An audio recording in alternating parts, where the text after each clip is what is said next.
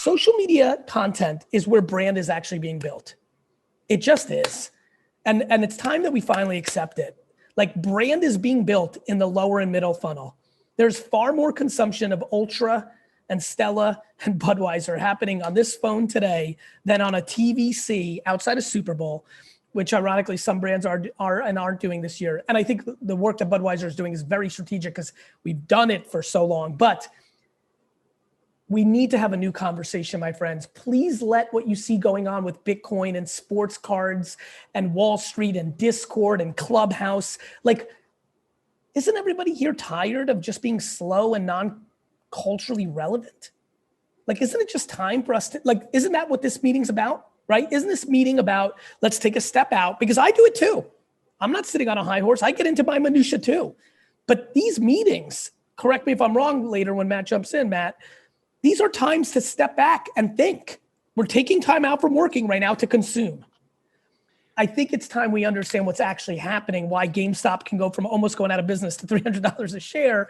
People, the internet, the pipes of the internet rule the day. Has the social discourse in America and around the world not taught you what's going on? Distribution has been disrupted, my friends. We can't run the same media playbook. And when you don't run the same media playbook, it changes the entire creative playbook. We have to score differently. We have to act differently. Please, it's over. Don Draper is fucking dead. He's really dead. Like, not even kind of dead. And we need to understand that. And the second we do as an organization, incredible things happen. The politics between global and local change because we become, and stick with me here, this is the word of the day. This is an and game creatively, not an or game. This, Stella can be both super premium and affordable luxury, funny and serious. It should be relevant to as many people as does anybody here not want everybody to drink everything that we sell? Like, because we decided in a boardroom who should buy Stella versus Bud Light, that's how we should communicate. They should both communicate to everybody. They're monster brands. We are making enormous common sense mistakes in the ecosystem. We completely have lost our way with where brand is being built. And we have to get back to the ABCs. It starts with attention. Business is the punchline. Then we can talk about creativity fitting into A and B. Let's get our ABCs down. This is simple. This is common sense. But corporate America, the global corporate world, and Madison Avenue are not living in it. They're just not. And so, I view our entire space the way I view Nissan versus Tesla, the way I view ABC Network versus Netflix, the way I view Amazon selling toys versus Toys R Us. It's changed. The way I view influencers over famous people. This company is going to be thrilled to sign 7-figure deals with famous people, while there's influencers that are 10 times more famous with our target audience that we could get for hundreds, if not tens of thousands of dollars. We just need more cultural relevance. We need more speed. We need more empathy, not apathy. We need to be more consumer centric. We need to be faster, cultural relevant. We need to change our processes, the way we judge. We have to suffocate our own bullshit within ourselves. It's time. It's 2021. So I wanted to ask you, so I stayed with you say post music consistently, just drop music, like quantity versus quality. And I've been doing that for a while, but now I'm signed. Versus quality. Diego, that's the part that I think a lot of people get a little bit confused about my message. I'm in the business of quality and quantity. Quantity is not subjective. Quality is. You almost talked yourself out of posting the post that changed your life. Yeah. Because you were judging the quality. Let the world judge the quality.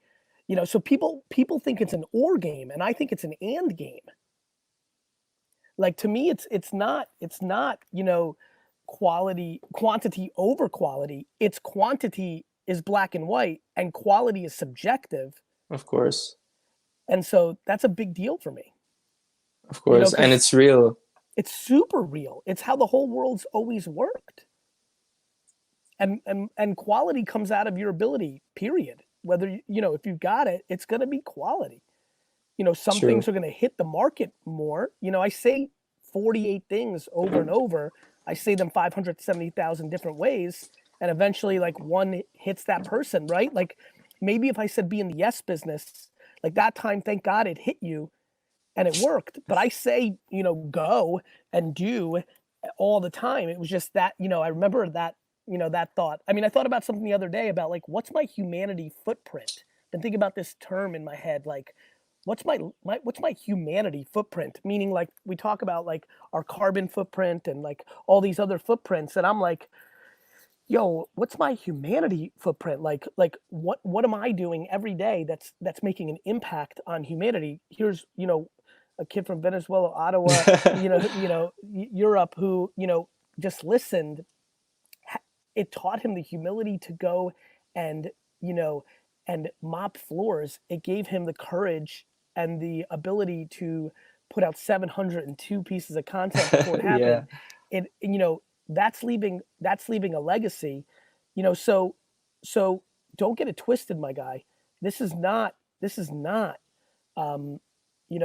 quantity over quality. This is quantity is black and white, and Facts. Quality is 100% subjective by the market, not by you or the label. Facts, or your homie or your uncle or me. Both is always the answer if you can do it.